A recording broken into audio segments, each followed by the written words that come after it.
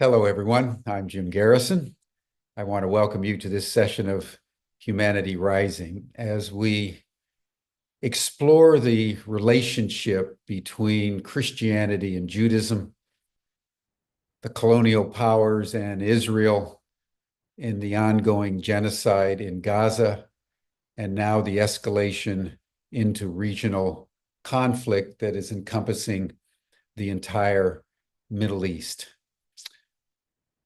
Alongside Ukraine, what's going on in the Middle East is clearly the most dangerous spot on planet Earth at this moment, because both theaters of war in Ukraine and also in the Middle East carry the increasing probability of some kind of nuclear exchange unless the parties are willing to stand down. So today, we want to dialogue not so much on latest developments in the last 24 hours or how many people were killed in Gaza or by the Israelis in southern Lebanon, etc., as what we want to delve into are the underlying causes, and I would say the theological implications, the historical, I would say the socio-historical and psychological implications of what is going on. And I want to welcome Rabbi Cat Zavis and Michael Nagler, Professor Michael Nagler, to the program. They're both Jewish, which I think is important for this conversation because this is a deep conversation of self-reflection. It is also about Christianity, and as someone who was raised as the son of conservative Baptist missionaries, I have been bred in that Christian evangelical theology, and even though I don't embrace it by any means, it is something that I know extremely well. The first point that I want to make, which I would like to discuss with Rabbi Cat and Michael Nagler, is that this is not a situation in which Judaism, Israel are engaging in genocide. This is a situation in which the United States and Israel, and I would say the mainstream Christians and particularly the evangelicals, are fully involved and supportive in what is happening. So that this is much larger than the state of Israel in combat against Palestinians in Gaza and the West Bank, or even the Arabs in the larger Middle East. This is a combined war machine and colonial ethic that is at play, that is in equal measure Israel and the United States, and I would argue Judaism and Christianity. And so we have to look at this in the largest framework and historically, going back to the origins of Christianity and the origins of anti-Semitism that played themselves out, because only in understanding that legacy, that trauma, will we understand the enormity of what's going on today. So, Kat, if you could open up your video, and Michael, if you could open up your videos, we can commence our conversation. Yeah, Michael hasn't joined yet, even though I'm in contact with him, so we're confident he will soon. Oh, okay. Okay. Well, let's just jump in, Kat, and I really thank you for joining us today.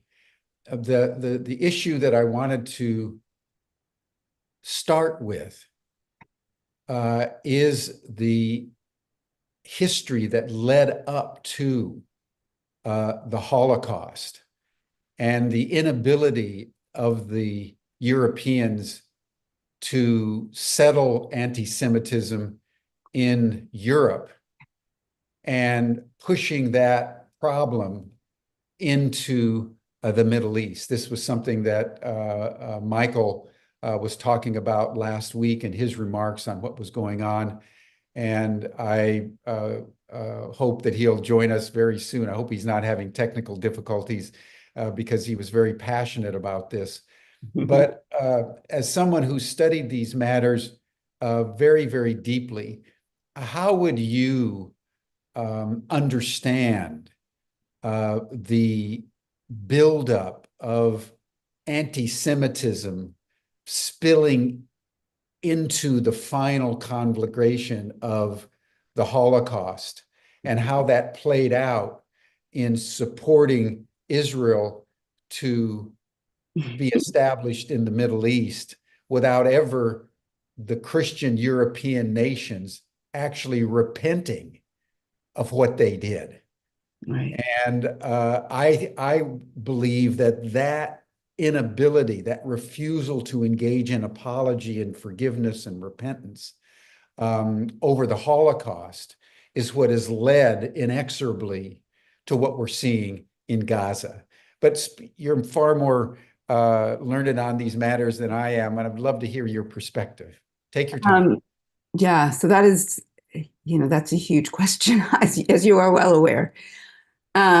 So, I mean, anti-Semitism has been in existence for thousands of years, right? Prior to European Christian anti-Semitism. I mean, anti-Semitism has been part of the Jewish experience for thousands of years. And so the question is, what is it about Judaism that makes ruling elite powers, nation states, imperial powers so scared of Jews? And, it's interesting because the Torah actually says in the book of Exodus, which is the book in which we free ourselves with the support of whatever divine source engages with us, from Pharaoh. And Pharaoh warns and says, we have to oppress these people because they're going to become so powerful, they're going to join with other forces and turn them against us.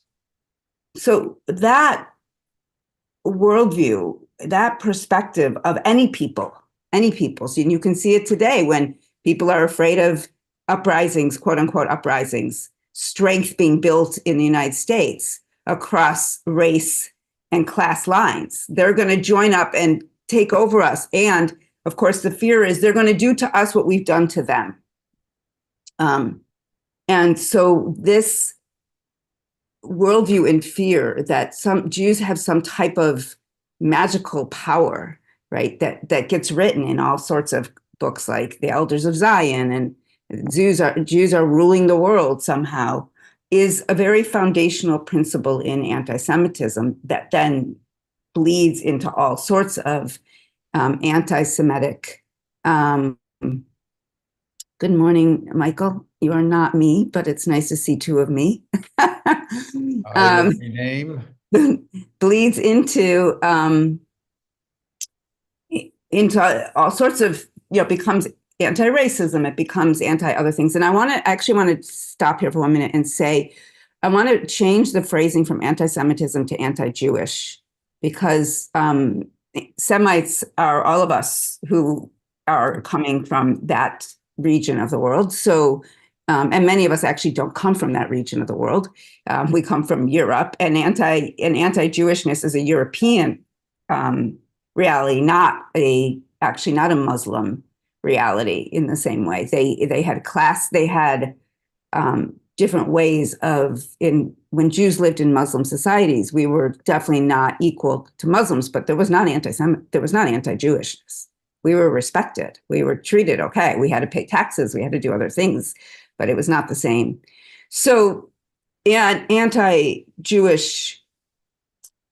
worldview, belief, theology, whatever you want to call that, define that, I think stems from the fact that in our tradition and in the manifestation of people living Jewish traditions was Jews standing up to the powers that be and said, we will not bow down to you.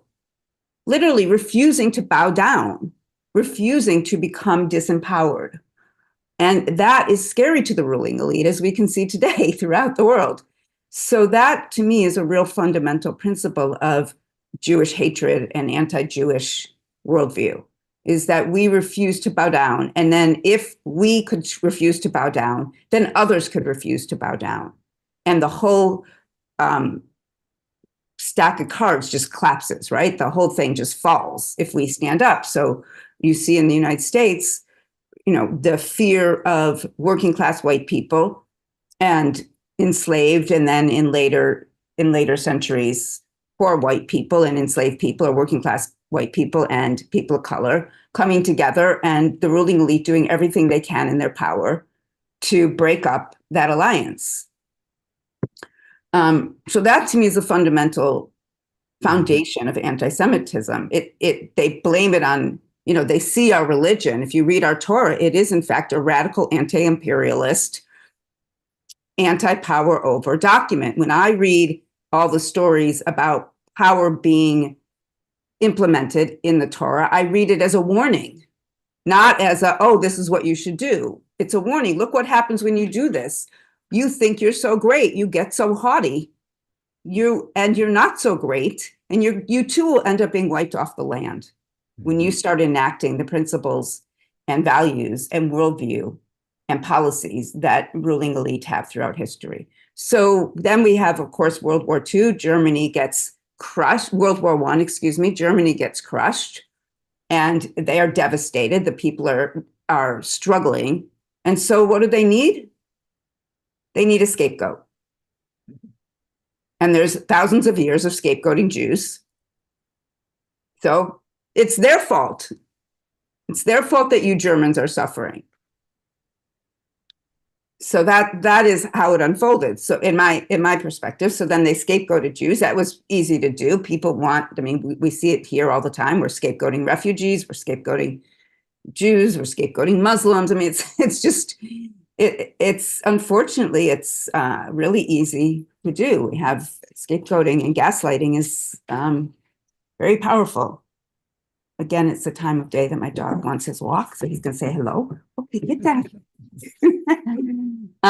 Thank you.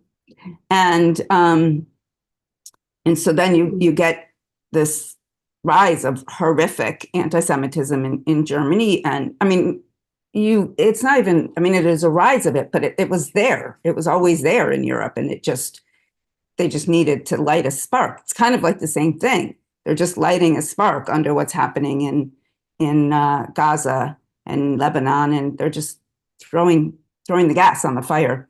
And then when, at the end of World War II, there was still the Jewish question. This has been the historical question, the quote unquote Jewish question. What do we do with these people? They're not really willing to assimilate. We've given them, we've opened the keys of the ghetto. We've let them assimilate. And damn, they're still wearing their Jewish stuff. They're still doing their prayers. They're still going to temple. They're still being radical communists and socialists. They're still trying to upset the social order of our society. What do we do with these people? And Jews have played a role in history of being the middleman for the imperialists. They've been the face of imperial oppression and power by being the tax collectors, by being the face of the landlords. And so they get blamed a lot, right? And so it becomes very easy to scapegoat us. And then at the end of World War II, they don't know what to do with us, And Western countries' doors are closed. They won't let them in. They literally turn back boats. It's Gaza, right? They literally would not let them land in their countries. Mm-hmm. And so what do they want? Oh, we know we need a Western imperialist state in the Middle East From there, then racism against Muslims and Arabs and Arab Christians. We need a white Western face of Europe to help us control the Middle East. And Herzl, the founder of one of the founders of Zionism, was really he wanted acceptance in Germany. He wanted to be a German, and when he realized he couldn't be a German, he wanted to go create a society of Germans in Israel, the Zionist movement, to be Western, to Westernize the Middle East. And so that's, I mean, the Zionist movement, if you read the history of the Zionist movement, it is a movement to really Westernize the savages, whatever term that they wanted to use then, that live there. Just like any colonial enterprise that demeans and puts down the people that are living in that society, the indigenous populations, and they're savages, they're all the same terms that are now being used, whatever group you're demeaning. Still, terms like that are being used against Jews, they're being used against Muslims, they're being used against Arabs and Christians and Christian Arabs. And so they answered the Jewish question by now, essentially, I love the way Rashid Khalidi talks about it, raising the Arab question or the Palestinian question. And they just kind of moved it down the line. And so what I see today is just a continuation of that dynamic. And now Jews are carrying out the Western project in Israel. And I want to be really clear, and I think I said this in the last call we were on, Jim, which is that let's not let the nation state of Israel get away with calling itself a Jewish state, because that results in people hating Jews. It gives rise to more anti-Jewishness, which is exactly what they want. Right? It's what they want. They want us to think that the only place we'll be safe is Israel. That's what they want. And that, I mean, Biden said it, well, the only place you're safe is Israel. I'm like, oh, wait a minute. Do you have any idea how anti-Jewish that is? He's raising the Jewish question again. You're not even safe in the United States, basically. He's the president of the United States saying to Jews, you're not safe here. You have to, basically. I mean, he didn't quite say it like that, but that, you need Israel to be safe. No, the United States and the Western countries, and it's not just the US funding Israel, let's be clear. It is by and large, but all the other Western countries are funding it. And the answer to that is, they need a Jewish state. A nation state of Israel with a bunch of Jews doing a bunch of horrible things. They need that state to ensure Western power in the Middle East. Mm-hmm. And we're once again the face of that horrific oppression and genocide and ethnic cleansing. And it's all, some are guilty, we're all responsible.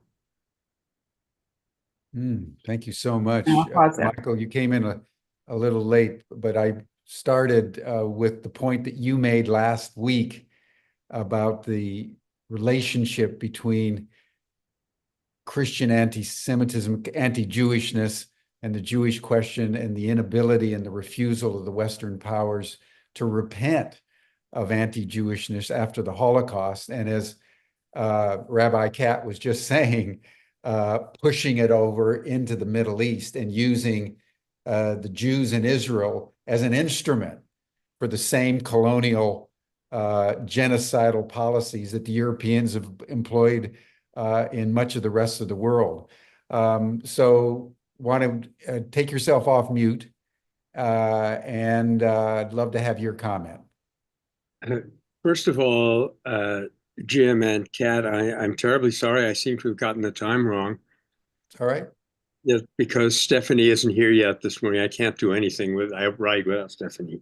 I completely agreed with every part of every single word that I heard of your talk just now. I'd like to just add one little element. I'm coming at this from the perspective of being a student of René Girard. and trying to understand what anti-Semitism actually is. And I'm thinking of a big meeting in a theater in Germany in the early 1930s, where they put up a huge banner at the back of the theater, and it said, "Meine Damen und Herren, Ihr Problem heißt Juden." Ladies and gentlemen, your problem is the Jews. In other words, because the Germans were reeling from the guilt that was being imposed on them during World War I, and because of the economic collapse and the wild immorality of the Weimar years, they had all of these anxieties, and they needed literally to offload them. There's I quoted recently a Christian pastor in Bethlehem describing very well how, again, I mean, you also just said this, Cat, how the West has tried to offload its problems onto Israel. So if you think of the sacrifice of Isaac, Akedat Yitzchak, it's that same dynamic played out in large, that you try to get rid of your problems instead of solving them. And this is, this is the human dilemma that we've been struggling with for thousands and thousands of years. And every now and then, some person or some people kind of stand up with a target on their back saying, I'm your scapegoat, get rid of me. And Girard is very good about what the characteristics have to be. They have to be like you, but not exactly the same, so that you can convince yourself that you're taking your problem, you're getting rid of your problem when you get rid of those people. So what is to be done with all of this? It's been going on for a long time. I actually feel that there are some hopeful currents going on underneath the polycrisis. And often enough in history, it's been times of tremendous turmoil when we have seen the uprising of some power to renew. And sometimes that's what it takes to get that power to uprise. Very little progress is made when things are hunky-dory and the economy is zinging along, and our children are not committing suicide at too high of a number where we have to notice. Pardon my cynicism.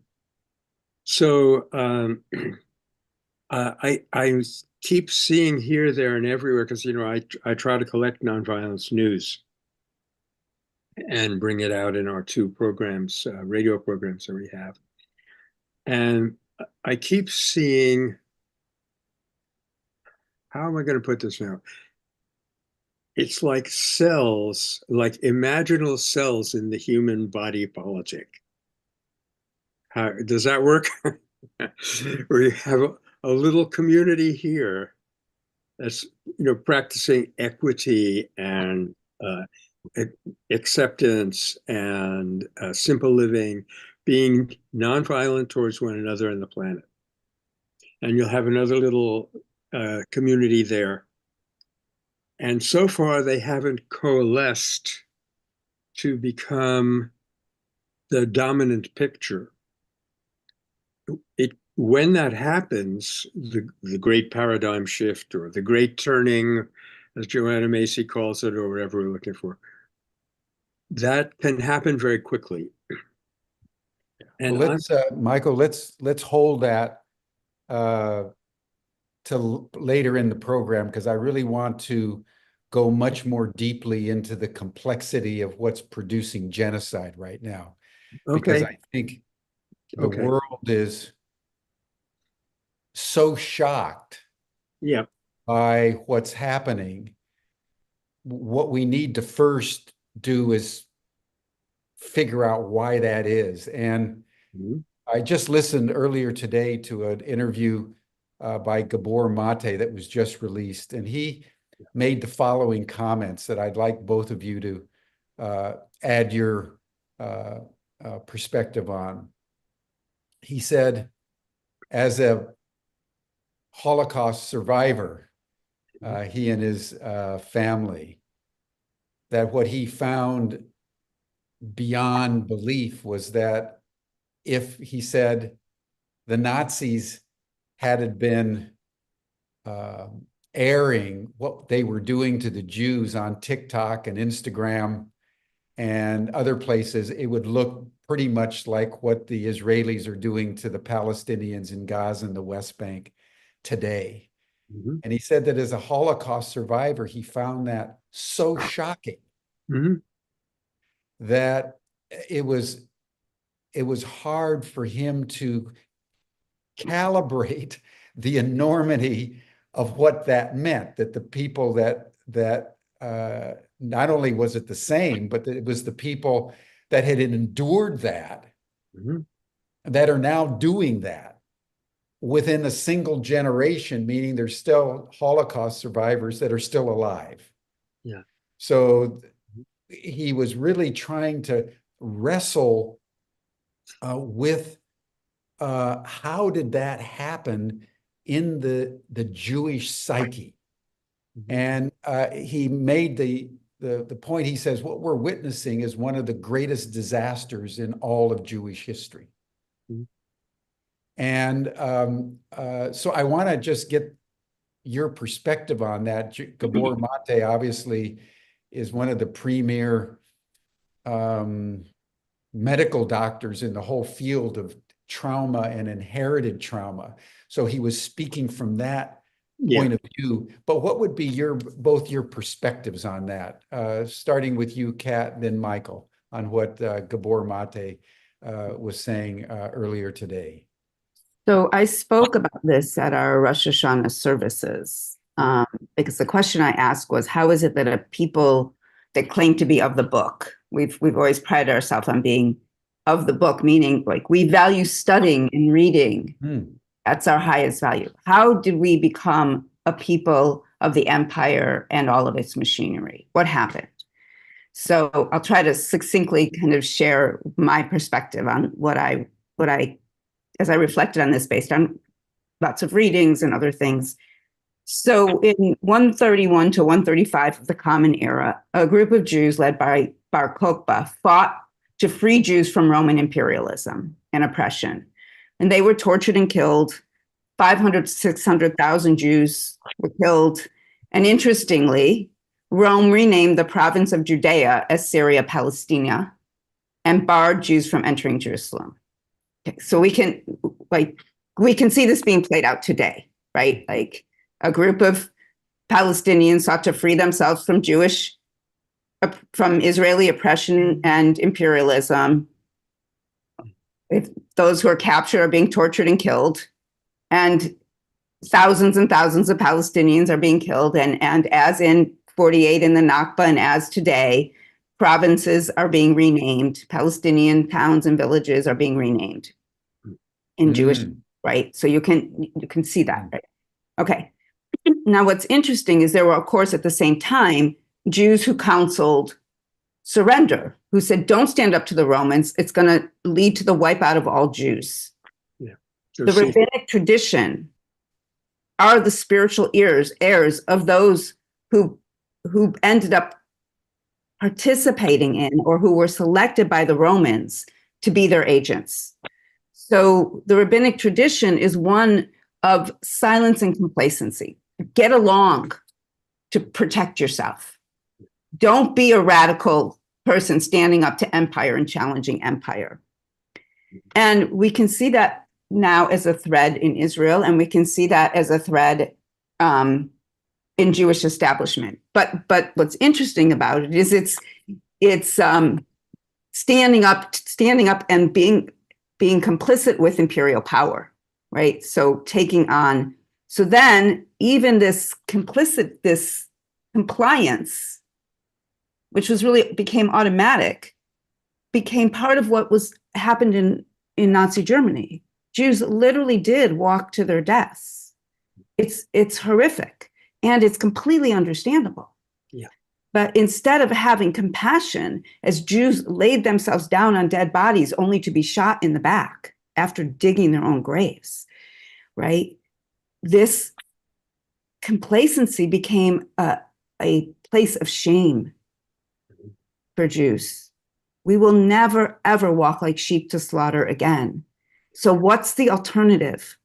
The only alternative is a worldview of domination and power over. And so that worldview ended up taking hold post-Holocaust. We will be powerful. We will have the military. I just was watching the movie, which everyone should watch, but trigger warning, it's horrific. Al Jazeera just came out with a movie about the genocide in Gaza, and they show these scenes. I was watching, I saw the same thing, Jim. It is forced marching people while dead bodies are on the path. You could split the screen from Nazi Germany to, I was sobbing. It's horrific. So don't watch it if you can't handle it. Please, don't need to traumatize anyone. But so how does this help us understand, to me, the response to Palestinians today? Palestinians are not walking to their own slaughter. Right. They're standing up and resisting. Yeah. And so when Jewish people look in the face of the Palestinians standing up and refusing to walk to their own slaughter, they see themselves. They see their own face. And they cannot stand the shame that's reflected back in them when they see the Palestinians saying, no, we will not walk to our own slaughter. We will stand up.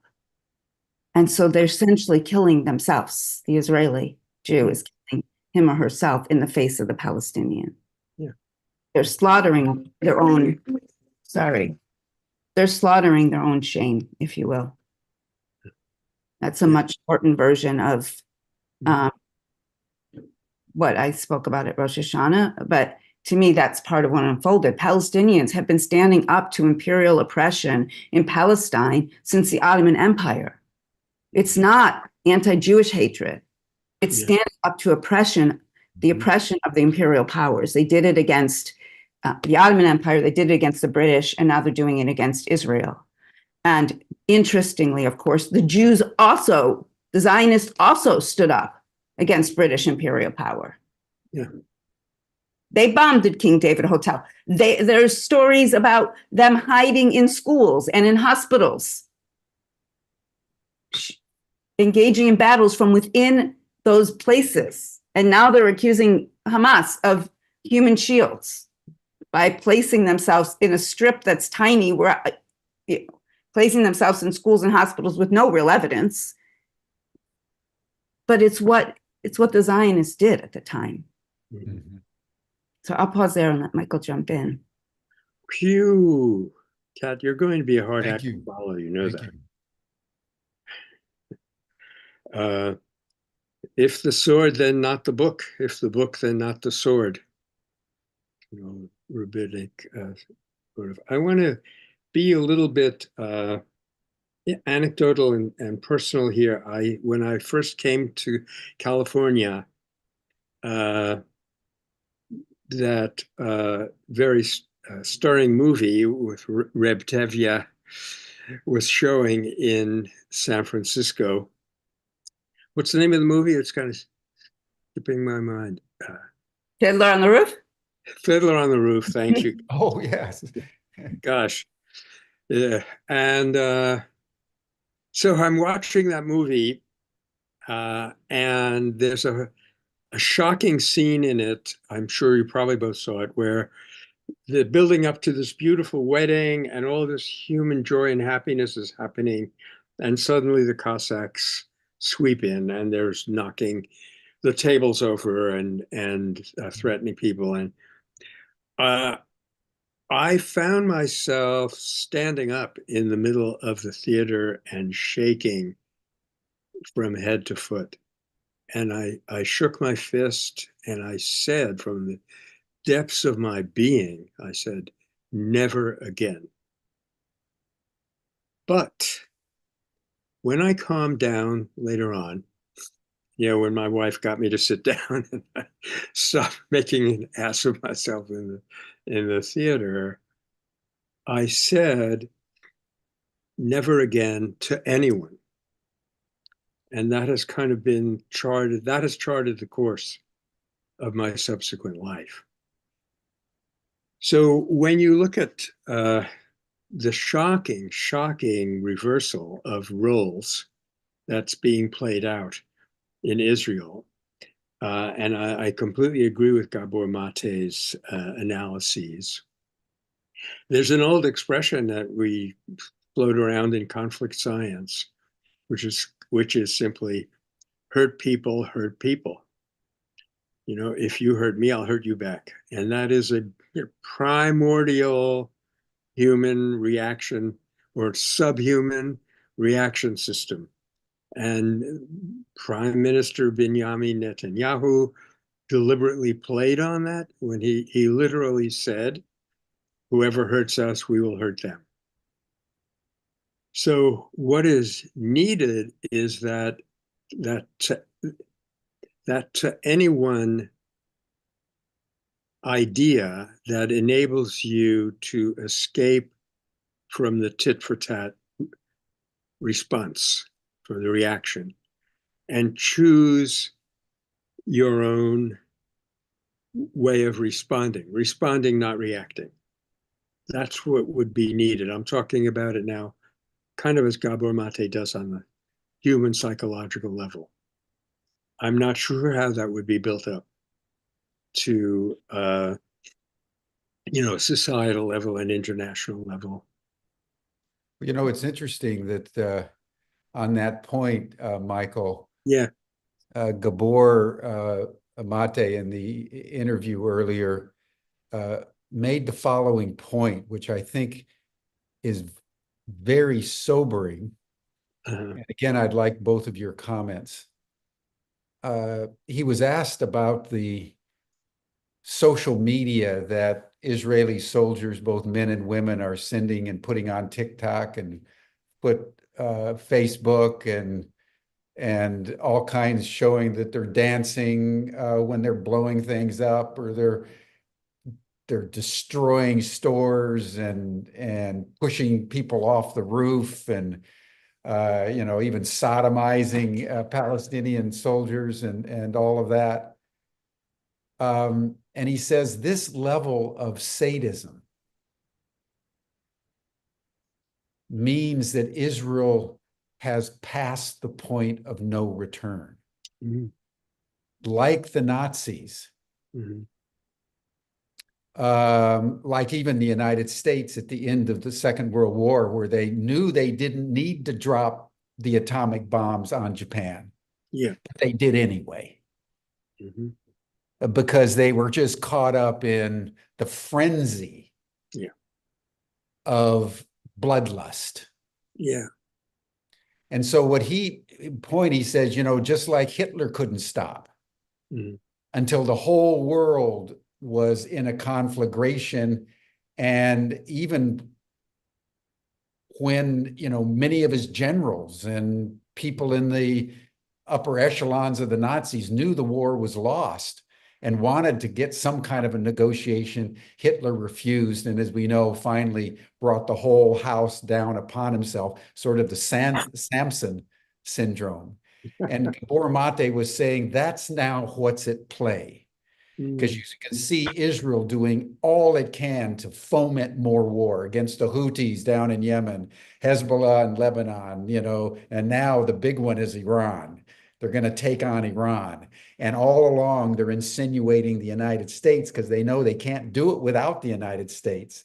And for the same complex of reasons inside the American psyche, as Cat, you were pointing out before in your opening remarks, the United States is going along with them because this is a very deep colonial mentality, racist mentality, that is now engaging in its own self-destruction. So would just love to have your comments on this, because that when I listened to it, I thought, I think this is right. And this is what we're heading into. Yeah. And whoa. Do you want me to jump in, Michael, or you want to jump in? You start, Kat. Okay. So I'm going to pull on Torah for a moment here. So, and the Torah I'm going to pull on is the story in Exodus again. And the story is this conversation between the divine and Moses about going to Pharaoh and telling Pharaoh to let my people go. And then the divine telling Moses, but his heart is going to harden. And it's this interesting steps, and you get the plagues out of each of these, right? And it starts with Pharaoh hardening his own heart. So it starts with Pharaoh basically hating the Jews, hating the Hebrews, they weren't Jews, being terrified that they're going to rally the troops of other people, of the oppressed in the society and other enemies, and rise up and overthrow Pharaoh. And Pharaoh's heart hardens, and then you get a plague, and then Pharaoh's heart hardens more, and then you get another plague, and then Pharaoh's heart hardens more, and you get another plague. And we read this as like, the divine is wanting to enact divine power, which, yeah, there's that in that story too. But then what happens, interestingly, is then the divine says, I will harden Pharaoh's heart. So what does that mean? Like, why would the divine, who then rebukes the angels when they celebrate the slaughter, the Egyptians drowning in the Sea of Reeds, and says, those are my people drowning, and the angels are celebrating, and the divine yells at them for celebrating. So why would the divine harden Pharaoh's heart? And the way I understand that, and others understand this, is that when we harden our hearts to the humanity of others, there comes a point at which there's no return. You can't access the divine within you or within the other to stop you from hardening your heart. So your heart becomes so hardened that it's not that the divine, someone outside of you, is hardening your heart. It's that you have no capacity to stop the snowball effect. And so that's what I see happening. Like, how do we come back from the brink? Right. So if I will now share, like, as a mother, right, raising kids, and at times like watching myself speak to my children in ways that I could watch and be like, shut up, stop it. What are you doing? And yet, like, I couldn't quite catch up with the me that was speaking in the way I didn't want to be speaking. I couldn't like quite grab her and pull back. I could after the fact, fortunately. And over years, I got better and better and could catch her before, or do the work beforehand before, she took hold of me. I always would say to my kids, that was my 12-year-old, sorry. she kind of came out. No, I apologize for my 12-year-old. But that's it. It's like that. And those of us on the outside of it are watching these traumatized and manipulated people. They're traumatized, and the trauma is being weaponized and manipulated and gaslighted and all these things to create this. And it's like, we're like the ones saying, stop, catch up with yourself. But they can't catch themselves. Their hearts are so hardened. They literally see Palestinians as animals, worse than animals. They literally said they're human animals, so we will not give them water or food. They would never treat their animals that way. It is so horrifying. And they are not going to stop. They will go and die on the sword of Masada, on the mountain of Masada. They will take the world with them. And the Western world and Christian Zionism is happy to have it happen. Because if we all end up there, then the world becomes, Messiah comes back and everything's good and Jews are wiped out. And so, it's not, we have to really take into this discussion the reality and power of Christian Zionism. There's an organization called Christians United for Israel. It's a Christian Zionist organization. There are more Christian members of that organization than there are Jews in the United States. Yeah, that's how I was raised. I mean, these ardent Zionists that when Israel was reestablished in 1948, according to the evangelicals, that was the beginning of the end of time. Yeah. And we're now in that moment before the rapture when Jesus is going to come. And I've been to Jerusalem many times. I went originally with my father. I was actually baptized in the Jordan River where it was said Jesus was baptized. And you go in Jerusalem and there's the beautiful gate, which is still sealed. And that when Jesus comes, he's going to enter through the beautiful gate. And so the great question is, when is the Israeli government going to open the gate? So this messianic expectation, this expectation of the rapture, so that the worse it gets, the better they feel. Exactly to your point, Kat. Exactly to your point. Yeah, Michael, what would you say? First of all, I'd say how I wish you were wrong. But I'm afraid neither of you is wrong. Yeah. You hit That's it right part of on the danger. There's a similar danger that unfolded in the earlier years of the Cold War, when it really looked as if the superpowers were going to go, toe to toe with nuclear weapons. And a colleague of mine wrote a very interesting mythical analysis of what's going on in the psyche here. And when the people get into a terrible situation that they don't know how to solve, they are vulnerable to a very dangerous myth. And that myth is, let's wipe everything out and it'll start over again. It'll be all fine. Only it doesn't work because the destruction is so horrific and it leaves such traumas. Thank you, Gabor Mate. And so many scars that you have to go back to the beginning of the cycle and start all over again. So I'm afraid that is it's like, if you'll pardon me, coming out with a very odd thought that occurred to me while you were talking, Jim, that I wonder if at this point the Israelis, the Jews in Israel are being their own scapegoat, that they're attempting to destroy themselves because they don't have another to destroy.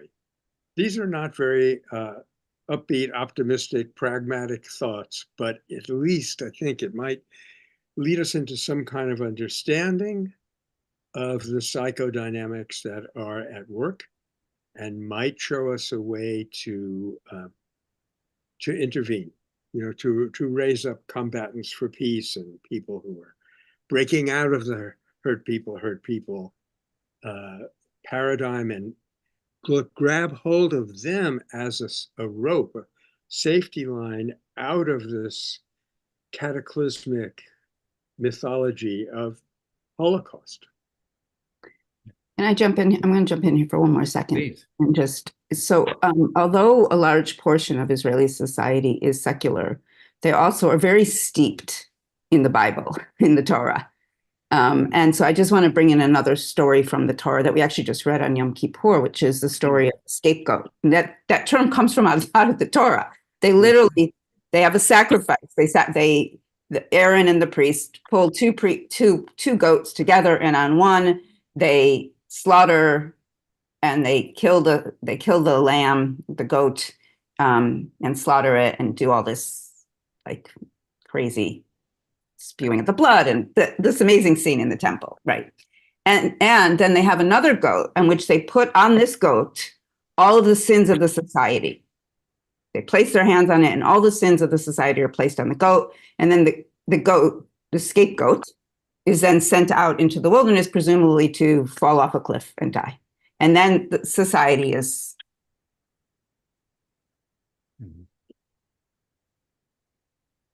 But if anyone who's ever been subject of scapegoating and gaslighting knows it doesn't solve the problem, right?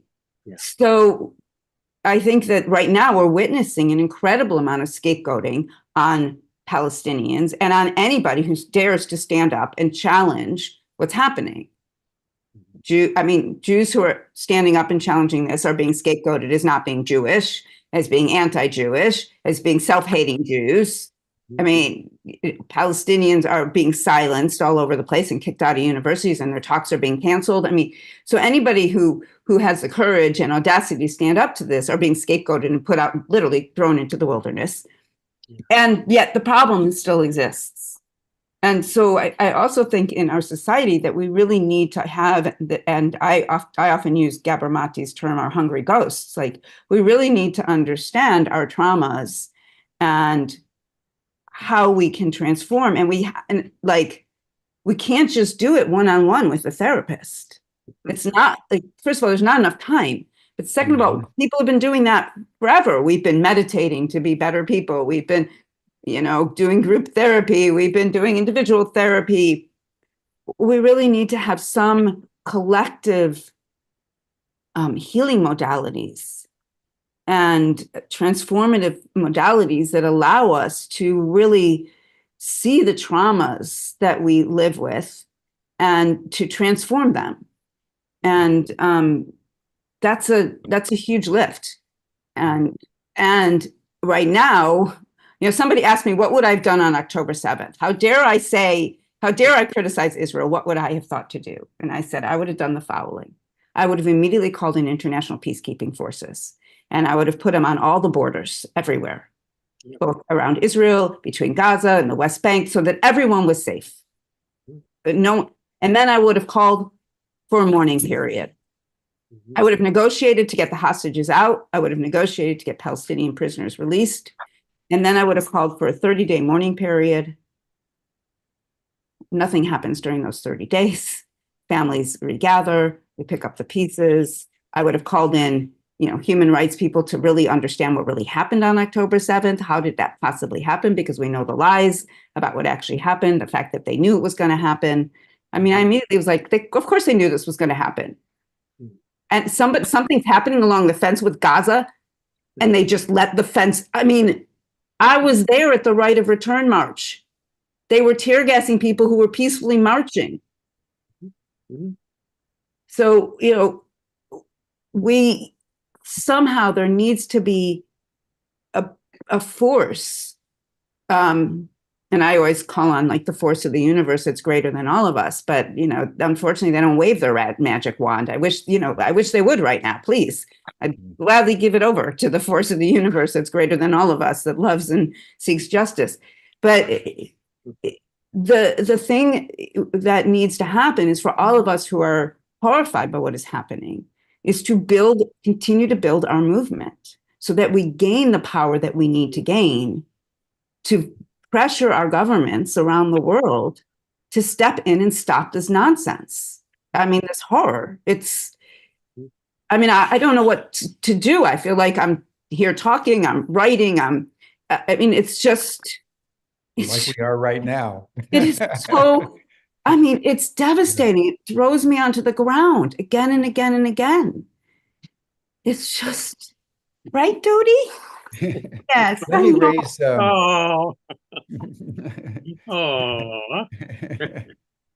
There's the answer. Let me raise Could I just say something? Could I say something quickly, Jim? Sure. Sorry to jump in this way. No, I'm just going to open my door. I'm still here. Okay. Can you hear us? Cat, you actually touched on a very important proposal that's being acted on right now. There's a group called Nonviolent Peace Force, and they have put peacekeepers, international peacekeepers, on the ground in Sri Lanka and in some of the most dangerous conflicts in the world. And they have just done an assessment in Israel, Palestine, and they have produced a 40-page document. Very well argued. I've read most of it. It's extremely practical and yet highly idealistic. And it calls for the imposition or the interposition, to use a technical term, of 100 to 150 trained international peacekeepers. And they are out there, by the way, because by now Nonviolent Peace Force has accumulated well over 100 volunteers who have served in this capacity. And of course, the rapporteur from the UN has also called for this. So there is a very coherent, cogent plan before the world right now to do exactly what you said you would have done on October 7th. They want to put 100 people at least in the West Bank, get them trained up, get the communities to know about them, because it's always going to come from the communities on the ground. That's what we've learned over these 20 years. And then move on to Gaza. So this is something that I think we can all support. It's a plan that was created by Mel Duncan, and it's now being proposed by Nonviolent Peace Force. Good. Well, thank you for that, Michael. Let me raise another issue around Jewish history and Jewish understanding of itself and covenant. And this comes from the remarks that you were making last week, Cat, about these two aspects of Jewish history and therefore the Jewish psyche, between being a people of God and being a state on earth. And I want to frame it because this was something that I thought about even as a young boy, as a contradiction with the state of Israel, because when Israel went from the time of the judges under their first king Saul in around the 9th century, and David and so forth, the prophet Samuel warned them that you really don't want to do this. You don't want this. Right. That if you become a kingdom with a king like all the other nations, he said, you will endure the same vicissitudes of fate and will end up being destroyed. Right. But they decided that they wanted to do it anyway. And so along comes Saul, and then the history, and then of course the Assyrians invaded and destroyed the 10 northern tribes, and the Babylonians, Judah and Benjamin, 576 and all of that. And then coming back and then now Israel is looking like it may end up in a conflagration that could bring its own self-destruction. Mm-hmm. And there have been Jews, even at the beginning of Zionism with Herschel, who were saying, we don't want to do this. Mm-hmm. That whatever the dangers are in being a problem, it's not going to be anything like what we're going to endure if we actually become a nation state. Yeah. So I wanted to hear from both of you, again, starting with you, Cat, since you're the rabbi amongst this, how you understand this notion of Jew as people and Jew as nation.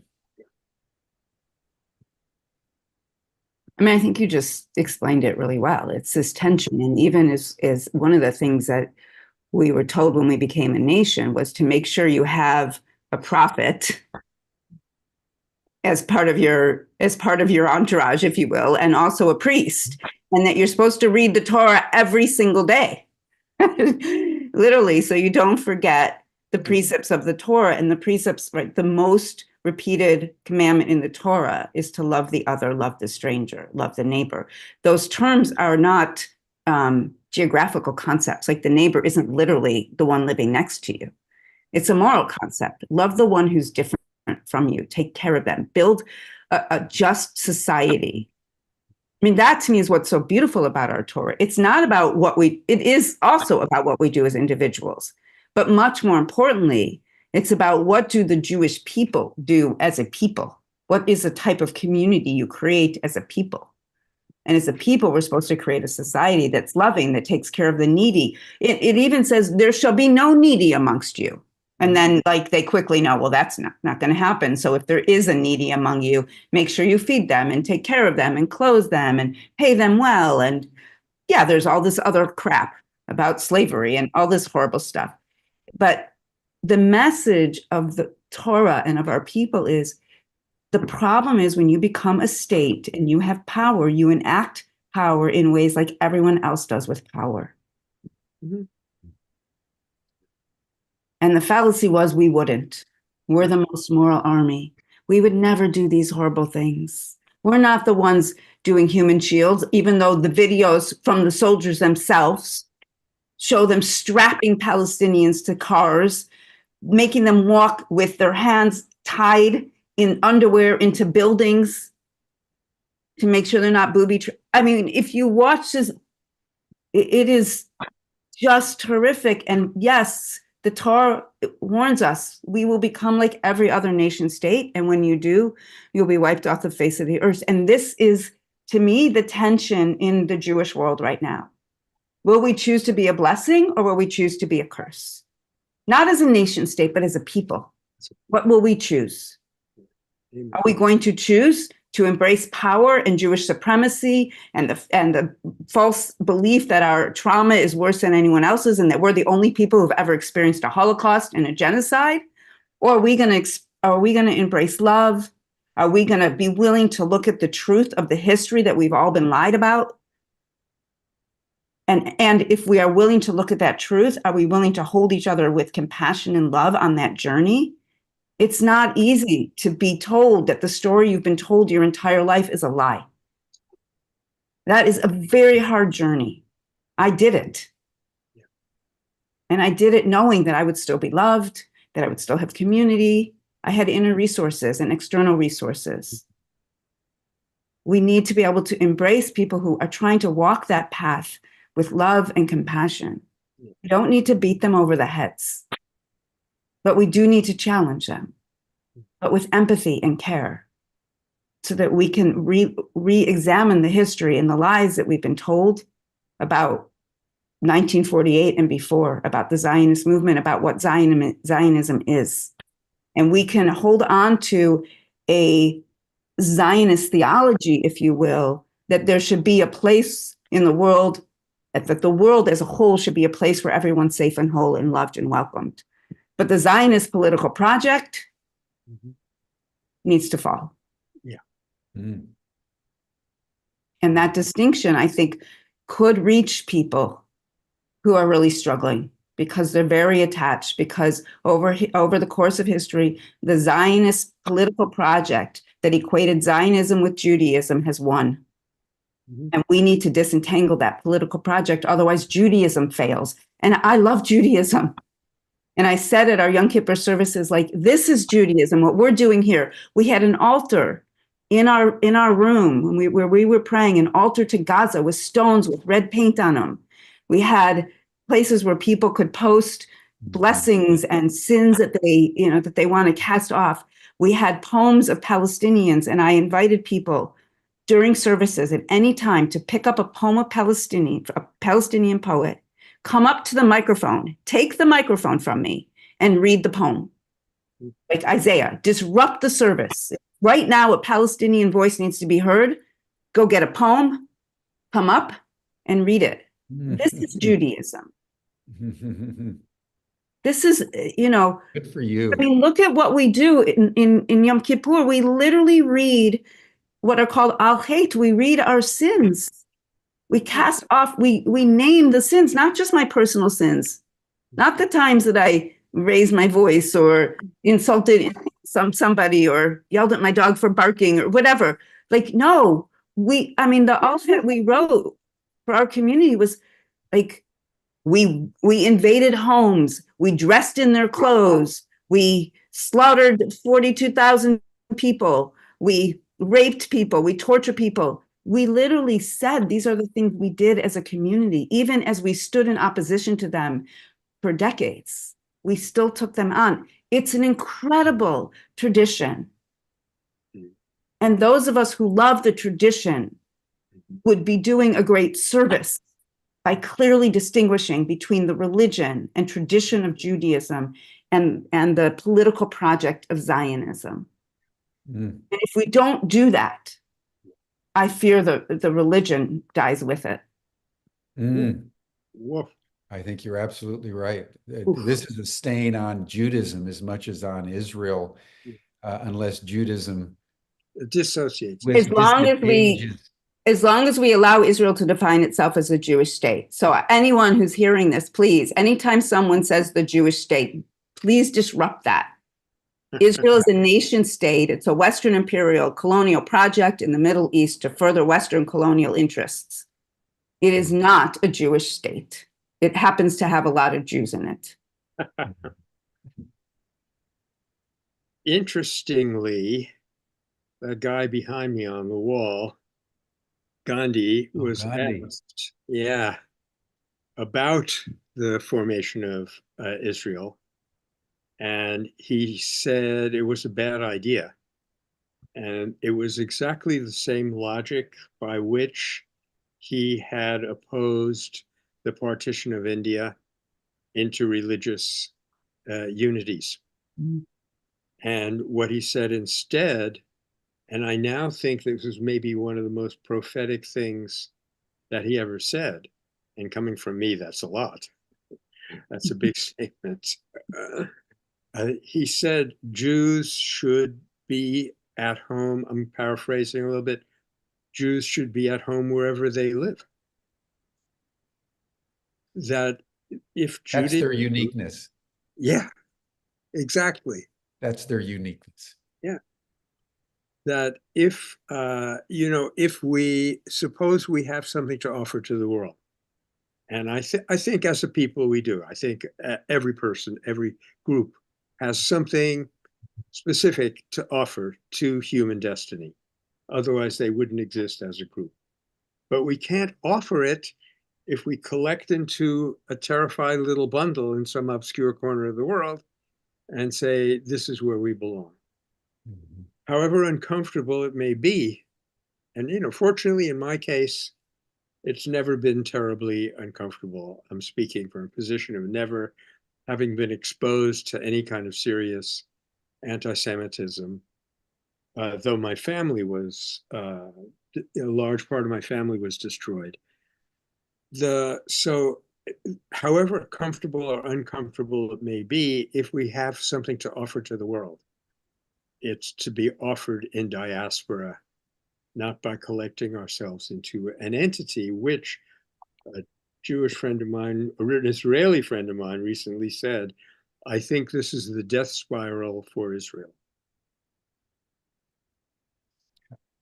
Well, this leads to a final question I want to ask each of you after this extraordinary conversation. I want to just acknowledge both of you and your willingness to look so deeply into your own tradition, our own tradition as Judeo-Christianity as you have, because I think this is the kind of conversation that the world needs to embark upon as soon as possible. And that is future. It seems to me that one of the results of what has happened over the last year is the death of the two-state solution. Mm-hmm. And it seems to me, and this is what I'd like you to comment on, it seems to me that the only way forward is some kind of third force, and I would say the United States and the UN Security Council demand that Israel and the Palestinians come together as a single entity, Israel-Palestine, shall we call it. And if you think about the demographics, there's about 7.5 million Jews and 7.5 million Palestinians in all those territories between Israel and Gaza and the West Bank and the Palestinians that are inside Israel. It comes to actually a demographic parity. But to your point, Cat, which I think is profound, that it never should have been a Jewish state. They should have developed a state by whatever name, and Jews and Palestinians kind of as Semites, as cousins, get along. And I don't know what other practical solution could evolve at this time than a unitary state, a unitary secular state, where a single governmental structure would enable Jews and Palestinians to come together, because I don't see any viability in the current arrangement and political structures for any two-state solution to evolve. So I think that, even as a Jewish state, is becoming anachronistic. So is a two-state solution. But that's just my point of view. I would love to have both of you, who I'm sure considered it very, very deeply. How would you solve this problem? I would turn to If you were sort of dictator for a day. I would turn to Palestinians and ask them what they want. Have we ever actually done that? The United States has no business brokering an arrangement in this. They are not neutral. Yeah, good point. Where are the voices of Palestinians? And yeah, they have diverse voices. So, you know, they're going to have to navigate their diversity of voices and perspectives. Some Palestinians are like, it has to be a two-state solution now. Others are like, no, it has to. I mean, if you heard Jonathan Kutab and his brother on Center for I think it was the Center for Nonviolence podcast or Nonviolence International. Nonviolence International. Thank you. Yeah. They had a debate within, you know, their brothers about this. So, but when have we actually said, what do Palestinians want? Good point. They live there. They've lived there. Yeah, there were Jews and Muslims and Christians, Arab Jews, even European Jews, and Arab Christians and Arab Muslims, Druze and Bedouin, all living there peacefully. If you listen, I was listening to a Hasidic rabbi speaking about the fact that before Israel was a state, he remembers as a child growing up next to Muslims, and during Ramadan and during the high holidays, they would take care of each other's kids. They would give each other food. They lived in peace. Was it perfect? No. Like, that doesn't exist. We're not in the Garden of Eden, but they lived in peace. They knew how to relate to each other. They respected each other. They loved each other. They cared about each other. So I mean, my first place would be, let's ask Palestinians. Let's not ask the Arab nations to speak on behalf of Palestinians. They have not taken care of Palestinians. Where are they today? Where have they been historically? So we have to ask the Palestinians. We have to give them the power to be at the table as a voice and listen to their voice. Mm-hmm. That to me would be the first step. What should the solution should be? Yeah. I don't know. It's going to be a long journey, a very long journey. The amount of trauma, when you see the children in Gaza, when you see them shaking and shaking and shaking and screaming and crying, what have we done? What has the world allowed to happen? I mean, look what the Holocaust trauma has allowed us to recreate today. What have we done? And how do we repair this? I also don't think a two-state solution is the answer, but I don't know. All I know is that we've created a mess, and we have to literally dig ourselves out from the rubble and dig all the bodies out from the rubble and figure out what the hell we're going to do. Yeah. Mm-hmm. To start to slowly piece together people's humanity, people's dignities, people's hearts, people's soul, people's psyches. Yeah. And we're going to do a lot of reparations, a lot of teshuvah, a lot of repentance, a lot of taking responsibility for the horrors that we've created.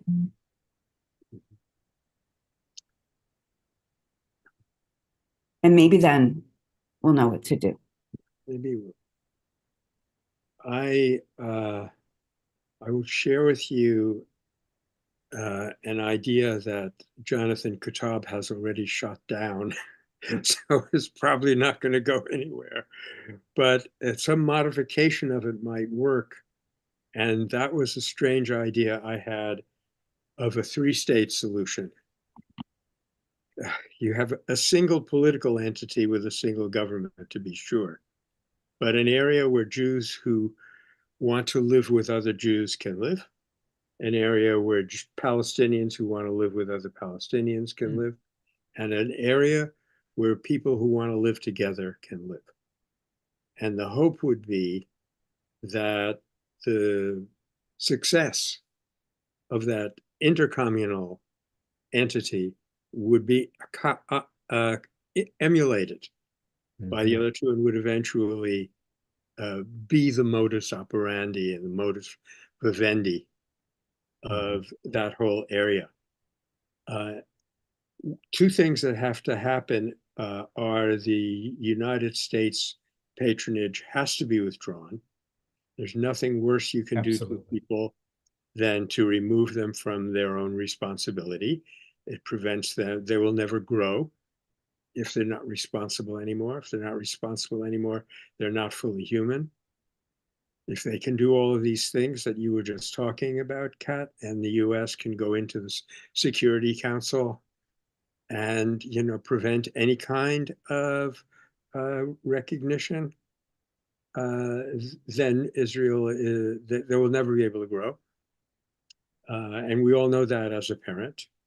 The other thing that has to happen, and we have also just referred to this, a similar dynamic played out in India, where you had a great variety of people in the Hindu fold, a great variety of people in the Muslim fold. So you had a diversity and an overlap. People who were nominally Hindu would go into a mosque on certain holidays and vice versa. But under the British influence, it became a dualism. Hindus and Muslims. Divide and conquer, boy. Yeah. And how much time do you think it would take when you have Hindus and Muslims? How much time would it take for that to morph into Hindus versus Muslims? So we have to downplay the dualism and uplift the human diversity and take off the American umbrella.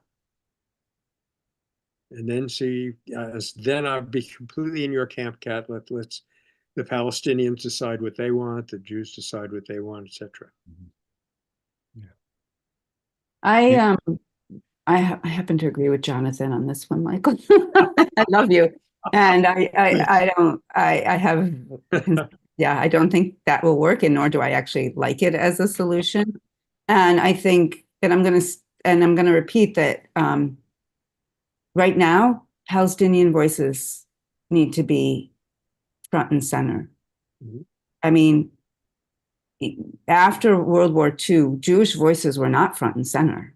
No. Jews were subjected to the whims and desires of colonial powers. And maybe if Jewish voices had been front and center, maybe if there had been a healing process and a holding process, maybe if there had been true, not just financial, we're going to give Jews money to go live in Palestine and take land from Palestinians, but if there had actually been a true process of education around the anti-Jewish ideology that still lived in Europe after World War II, when Jews went back and then were slaughtered after the war by their neighbors in various countries, maybe we wouldn't be here. We need to really ask those who've been subjected to, decades of oppression. What would it look like to you? What do your people need to become whole? Yeah, Jews need to do the same thing. I had a fantasy decades ago as a young person in my 20s of creating healing circles in Jewish congregations to truly mourn and grieve the history of anti-Semitism, so that we wouldn't do this, wouldn't continue to do this, I should say.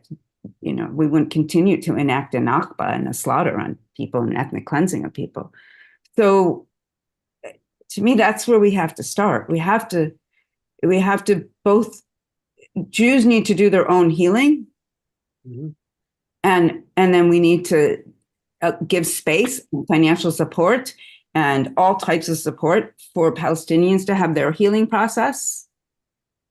And there are people in both communities who have been doing and are doing this work, and let them come, let those folks come together and figure out the solution. We have to uplift, as I do agree with you, we have to lift up the voices of people in the communities who are taking responsibility for bringing forth a vision of a new world. And we have to be really clear and really careful, because I have seen in some of these movements where still the Jewish voice is prevalent, where still the Jewish experience is still somehow uplifted over the Palestinian experience and reality. And so we really have to make sure that in these conversations, Palestinians are not being asked to take care of Jews for Jewish trauma that they did not create. That's what. Yes, I mean, yes, the second Intifada created trauma. The first Intifada, though it was not largely nonviolent, and certainly October 7th created trauma. But Palestinians as a whole people did not create that trauma. Nor did they trigger it. That's Christian anti-Semitism, and it's people rising up against imperial power. Yeah. That's exactly what Pastor Munter Isaac was said yesterday. Yeah, he's fabulous. Yeah. I have had a realization as we're going along here that suppose I have a certain amount of trauma in my life. Of course I do. I am obligated to heal it. It's not a luxury. It's not for me. It's because if I don't heal it, I'm going to hurt other people. Right. Well, I think that's a good note with which to close out our session. I want to deeply thank both of you again for your clarity and your willingness to look, the shadow side of our tradition right in the eye and to speak it. Because I think there's deep healing when you can even speak clearly what it is that is keeping you from being fully human. And so I want to just acknowledge this. I think this is one of the best programs we've had on Humanity Rising, because it's gone very, very deeply into the psyche around a wound that we're watching every day right in front of us. And we can hardly bear to look at it. We don't even know how to think about it. And yet it won't stop. And it's getting worse. And so this pathway of our dialogue has been deeply redemptive for me. And I want to thank both of you for that on behalf of our Humanity Rising community. So that'll do it for us for today, everyone. Thank you so much. Thank you. You want to join the after chat? I hope Kat or Michael, you can join at least for a few minutes into the after chat, because people I know will have a lot of things they would like to say. And then we will we'll do Humanity Rising again tomorrow on a different domain, but this has been very deep and very rich and very profound. And I thank both of you. Hey, Jim, could you tell us where that most recent Gabor Mate interview is? I'd like to see it. I'll send it to you. Awesome. Thank you. Yeah, I can't join the after chat. Thank you all for being here. And thanks again, Jim and Michael, for this really wonderful conversation. It's an honor. So good to talk with you, Pat. Yeah, Thank you, Michael. Bye, everyone. See you tomorrow.